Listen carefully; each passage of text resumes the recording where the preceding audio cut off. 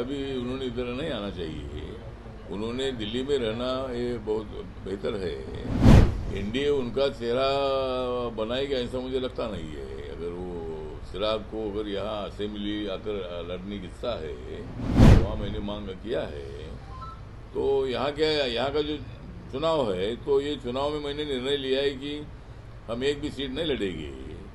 केंद्रीय मंत्री रामदास अठावले बिहार दौरे पर हैं और अब अपने ही जो सहयोगी है और यूँ कह लें कि एनडीए के नेताओं को सीख दिए हैं। प्रधानमंत्री को भी हिदायत दी है, कहा है कि देखिए यही वक्त है पाकिस्तान से आर पार की लड़ाई लड़ने की। वही आपको बता दें, बिहार में चिराग पासवान को लेकर जब सवाल किया गया कि चिराग पासवान कर रहे हैं कि अब हम बिहार की राजनीति करेंगे, इसको लेकर भी कर रहे हैं कि देखिए उनके लिए केंद्र ही ठीक है, मंत्री बने रहे, वहीं पर रहेंगे तो 2-4 सीटें जीत भी जाएंगे। अभी वो समय नहीं है, एनडीए उनको चेहरा नहीं बनाएगी। क्या कुछ कर रहे हैं रामदास अठावले, पहले आप उनके बयानों को सुने। कि अब उनको बिहार आने का मन कर रहा है और बिहार में रह के काम करने की उनकी इच्छा हो रही है।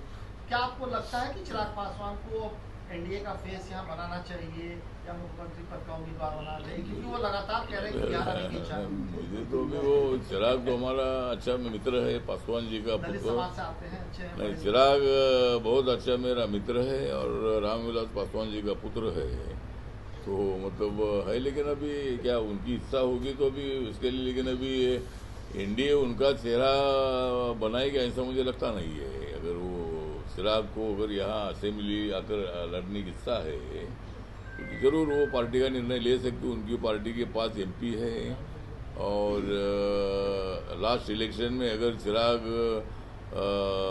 रामविलास पासवान जी होते थे तो यहाँ वो एनडीए में रहते थे, लेकिन चिराग ने अलग सीटें लड़ने का निर्णय लिया। वोट तो उनको अच्छे मिले, लेकिन एक भी सीट चुनकर नहीं आई थी। लेकिन इस वक्त अभी कोई प्रॉब्लम नहीं है, यहाँ कुछ सीटें उनको मिलेगी और वो अनेक सीटें चुनकर आएगी, तो उनका भी अगर मन होगा तो। लेकिन मुझे लगता है कि भाई अभी उन्होंने इधर नहीं आना चाहिए, उन्होंने दिल्ली में रहना ये बहुत बेहतर है। बाद में उनको यहाँ आने की इच्छा है तो बाद में आ सकते हैं, लेकिन अभी फिलहाल यहाँ आना ठीक नहीं है।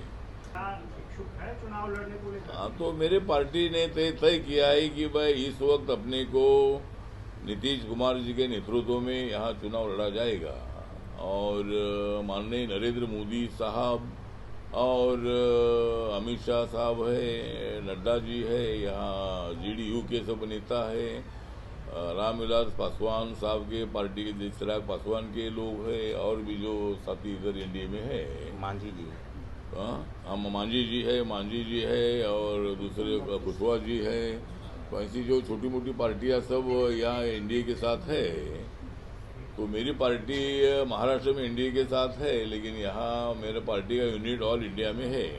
नागालैंड में मेरे पार्टी के 2 एमएलए हैं, चुनकर आए हैं, वहाँ पार्टी में रिकॉग्नाइज है। मणिपुर में मेरे पार्टी के कैंडिडेट को 1.5 लाख वोट मिले थे लोकसभा में, वहाँ मेरी पार्टी रिकॉग्नाइज हो गई है। और गन्ना किसान मेरे पार्टी को सिंबल भी मिला है। और दादरा नगर हवेली हो, दीव दमन हो, दादरा नगर हवेली हो, तो मैं अभी दीव दमन और दादरा नगर हवेली में गया था और मैंने वहाँ ये भी मांग किया है कि भाई दादरा नगर हवेली, सिलवासा, दीव और दमन, तो ये इनका पॉपुलेशन 10-10.5 लाख से ज़्यादा है। तो पांडेचेरी को जिस तरह मतलब स्टेट का दर्जा मिला है, उसी तरह इनको भी स्टेट का दर्जा मिले और वहाँ असेंबली स्थापित हो। ये मैंने अभी 2 दिन पहले मैं वहाँ था, तो वहाँ मैंने मांग किया है। तो यहाँ क्या है, यहाँ का जो चुनाव है, तो ये चुनाव में मैंने निर्णय लिया है कि हम एक भी सीट नहीं लड़ेंगे और अलायंस में हमारे पार्टी को कोई सीट मिलेगी नहीं, क्योंकि अभी तक हमारी पार्टी का जनाधार इतना स्ट्रांग नहीं है। कार्यकर्ता तो मुझे आ रहे हैं, मिल रहे हैं, हम पार्टी में आएंगे ऐसा बोल रहे हैं। तो सभी जाति के लोगों को पार्टी में लेकर पार्टी बिहार में बढ़ाने का मेरा संकल्प है। पाकिस्तान आतंकवाद को बढ़ावा देने वाला देश है। पाकिस्तान हमेशा अपनी शरारतें करते रहा है और पाकिस्तान ने हमारा जो कश्मीर था, उस कश्मीर से 1/3 एरिया उन्होंने अपने कब्जे में लिया है। जो पीओके के नाम से जाना जाता है, पाक व्याप्त कश्मीर के नाम से जाना जाता है, तो आतंकवादियों की जड़ जो है ये पाकिस्तान तो ही है, लेकिन पाकिस्तान मतलब पाक व्याप्त कश्मीर में वहाँ आतंकवादियों को ट्रेनिंग देता है। अभी पहलगांव में जो हमला हुआ उसके पूरे रिपोर्ट सामने आए हैं कि पाकिस्तान सरकार ने आर्मी को बोलकर आतंकवादियों को ट्रेनिंग देकर, हाँ ऊपर देख सामने देखने के लिए बोल रहे हैं। तो मतलब यहाँ जो जिस तरह पाकिस्तान के खिलाफ जंग लड़ने का ऐलान माननीय नरेंद्र मोदी साहब ने किया है, और नरेंद्र मोदी जी का कहना ये है कि भाई पाकिस्तान अगर आतंकवादी एक्टिविटीज़ को इसी तरह बढ़ावा देता रहेगा तो पाकिस्तान का बदला लेने के लिए हम तैयार है।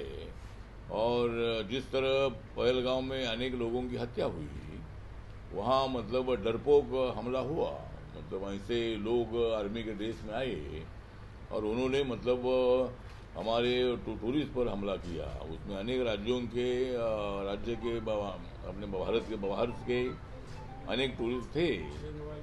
तो पाकिस्तान का प्लान इसलिए था कि 370 आर्टिकल हटाने के बाद वहाँ कश्मीर में बहुत बड़ी शांति थी, कश्मीर में बहुत बड़े टूरिस्ट जा रहे थे, कश्मीर में कम से कम 2.5 से 3 करोड़ तक टूरिस्ट वहाँ आ पहुँचे थे, और कश्मीर का जम्मू कश्मीर का बिजनेस अच्छा बढ़ रहा था। अभी 370 आर्टिकल हटाने के बाद वहाँ बहुत सारे होटल इंडस्ट्रीज उधर आ रही थी, बाकी की इंडस्ट्री छोटी मोटी उधर आ रही थी, लोगों को नौजवानों को रोजगार मिल रहा था।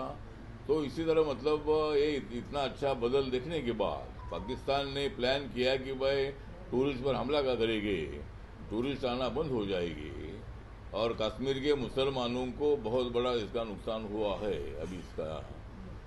तो सिंदूर ऑपरेशन सिंदूर जो है वो इतना बढ़िया था कि कुछ ही चंद घंटों में वहाँ पीओके में जो आतंकवादियों के अड्डे थे उस अड्डों को नेस्तनाबूद करने का काम, पूरा उनको खत्म करने का जो काम है, ये काम हमारे एयरफोर्स ने किया है।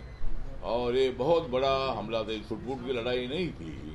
खरगे साहब बोल रहे कि भाई ये छुटपुट की लड़ाई थी, लेकिन ये लड़ाई बहुत बड़ी थी, और चंद घंटों में वहाँ के अड्डे पूरे उद्ध्वस्त कर दिए हैं। लेकिन अभी जिस तरह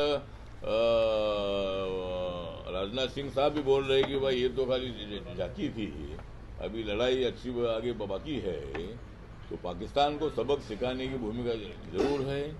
जरूर अभी कुछ दिन के लिए युद्धबंदी है, और पाकिस्तान को भारत ने प्रस्ताव भेजा है कि भाई पाक व्याप्त कश्मीर हमारे हवाले कर दो, आतंकवादी एक्टिविटी को बिल्कुल बढ़ावा देने का छोड़ दो, और भारत के साथ संबंध अच्छे रखने हैं तो पीओके को हमारे हवाले करना ही चाहिए, आतंकवादी एक्टिविटीज को बंद करना चाहिए। तो ये और जो ऐसे मुद्दे भारत सरकार ने लिए हैं, तो अगर पाकिस्तान को ये मंजूर होगा तो जल्दी पाकिस्तान निर्णय ले और पीओके को हमारे कब्जे में नहीं दे देते हैं। तो मेरी पार्टी की भी मांग ये है कि भाई एक बार पाकिस्तान के साथ आर पार की लड़ाई होनी चाहिए, पाकिस्तान के साथ युद्ध ऐसा होना चाहिए कि पाकिस्तान को हमेशा के लिए सबक सिखाने की आवश्यकता है, और पीओके को इस वक्त अपने ताबे में लेना चाहिए। पंडित जवाहरलाल नेहरू जी के टाइम पर मतलब ये कार्रवाई होने की आवश्यकता थी, लेकिन कांग्रेस के कार्यकाल में पीओके को ताबे में लेने का प्रयत्न बिल्कुल नहीं हुआ था। लेकिन मोदी सरकार जो है ये बहुत बड़ी स्ट्रांग सरकार है, मोदी जी ने दे दिया है पाकिस्तान को थ्रेट, क्योंकि मोदी जी है बहुत बड़े ग्रेट, तो मोदी जी बहुत बड़े ग्रेट पीएम है। और कोई लोग सवाल उठा रहे, लेकिन ऐसे सवाल उठाना ठीक नहीं है, उनके प्रूफ दिखाओ, इसी तरह की बातें हो रही है, ये बात अच्छी नहीं है। ऐसे वक्त पर सारे देश ने एक साथ होना चाहिए, और इसीलिए मेरे पार्टी के तरफ से जिस तरह बीजेपी ने तिरंगा यात्रा का अनाउंसमेंट किया, जगह जगह पर तिरंगा यात्रा निकल रही है, कांग्रेस पार्टी ने भी जय हिंद यात्रा अनाउंस की है, तो मेरे पार्टी के तरफ से भारत जिंदाबाद यात्रा जो है, भारत जिंदाबाद यात्रा इस नाम से मेरे पार्टी के तरफ से पूरे ऑल इंडिया में जगह जगह पर जहाँ कैपिटल है का ज़िले हैं तो वहाँ मतलब हमारा ये भारत जिंदाबाद यात्रा निकलेगी। उसमें 200, 500, 1000 लोग ऐसे रहेंगे और हम तिरंगे झंडे हाथ में लेकर पाकिस्तान मुर्दाबाद का नारा देते रहेंगे, भारत जिंदाबाद का नारा देते रहेंगे, आतंकवाद को खत्म करो का नारा दे देंगे। इसी तरह मतलब हमारी एकजुट हम दिखाने का प्रयत्न करेंगे। तो आरपीआई की तरफ से अगले 15 दिन तक कार्यकर्ताओं ने अपने अपने जो जगह पर जहाँ जहाँ वो कर सकते हैं वहाँ उन्होंने भारत जिंदाबाद यात्रा का आयोजन करना है। तो एक हमारा प्रोग्राम है। तो आपने सुना रामदास अठावले ने साफ तौर पे मना कर दिया चिराग पासवान को, कहा कि देखिए आप केंद्र में ही मंत्री बने रहिए, आपको एनडीए चेहरा नहीं बनाएगी। वही पाकिस्तान और भारत के बीच में जो युद्ध का माहौल है, तनातनी का जो विषय है, इसको लेकर भी अब रामदास अठावले ने प्रधानमंत्री को बताया है कि देखिए यही वो सही वक्त है पाकिस्तान से आर पार की लड़ाई लड़ने को लेकर। वही बताया कि देखिए बिहार में हमारी पार्टी चुनाव नहीं लड़ेगी, हम प्रचार करने जरूर आएंगे Bihar. Prince Kushwaha, first Bihar. Goal, जहां 27 वर्षों के सफर में 17,000 से भी अधिक छात्रों ने डॉक्टर एवं इंजीनियर बनकर भरे सफलता की ऊंची उड़ान, जहां साधारण छात्र भी बिहार टॉपर्स बनकर बना रहे इतिहास। दूरदर्शी शिक्षाविद श्री बिपिन सिंह के मार्गदर्शन में मेडिकल एवं इंजीनियरिंग के लाखों छात्रों के लिए आशा की किरण के रूप में goal, the result factory. Ayushman Bharat के तहत निशुल्क surgery Netaji Subhash medical college एवं हॉस्पिटल में जनरल सर्जरी, नेत्र surgery, ENT surgery, ortho surgery, प्रसूति एवं स्त्री रोग सर्जरी की सुविधा आयुष्मान भारत के तहत उपलब्ध है। साथ ही बीमा कंपनी के द्वारा इलाज की सुविधा। NSMCA